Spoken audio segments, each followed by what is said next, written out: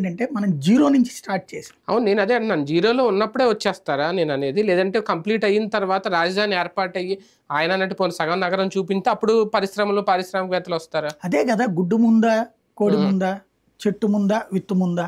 ఇప్పుడు కట్టిన తర్వాత ఏం కడితే వస్తారు నాకు అర్థం కాలే. ఏం కడితే వస్తారు? సెక్రటరీ కట్టేశారు, అసెంబ్లీ కట్టేసేసారు, హైకోర్టు కట్టేసేసారు, రోడ్లు వేసేసారు, ఇంకేం కడితే వస్తారు?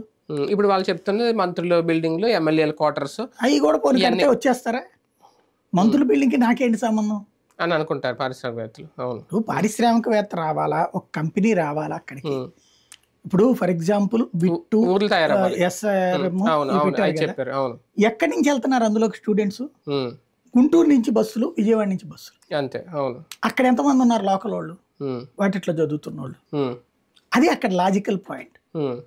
అది ఇప్పుడు మార్చాల్సింది. అక్కడ వాళ్ళందరూ ఉండాలంటే నగరాలు తయారవ్వాలి, ఈయన అన్నట్టు ఊర్లు తయారవ్వాలి. మరి అదే ఎట్లా అవుతుంది? ఎలా 5 ఏళ్లలో అది తయారవ్వకుండానే జగన్ చేసిన నాశనమా? ఇప్పుడు నేనే ఒకవేళ జగన్ తలుచుకుని ఉంటే జగన్ దాన్ని డెవలప్ చేయలేదు, పట్టించుకోలేదు, ఈయన ప్లానింగ్ ని ఆయన అమలు చేయలేదు. అవును, అంతే తప్పించి ఉన్నాయి ఏం కూలగొట్టలేదు కదా.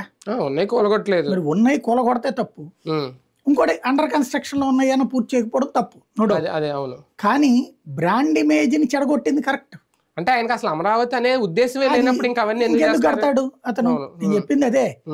మెయిన్ కావాల్సింది కనీసం జగన్ ఆ రోజున కూడా మనం అనుకున్నటువంటి మాట కూడా వాళ్ళ స్థలాలు వాళ్ళకి ఇచ్చేస్తే ఆటోమేటిక్ గా డెవలప్మెంట్ నడుస్తుంది కదా. ఇక్కడ ప్రతిదీ కోర్టులకు వెళ్ళినాయి, ప్రతిదీ లీగల్ కాంప్లికేషన్సే. గుంటూరులో కలుపుదామంటే ఒక కాంప్లికేషన్, తాడేపల్లి కలుపుదామంటే ఒక కాంప్లికేషన్, అట్లాగా నడిచింది.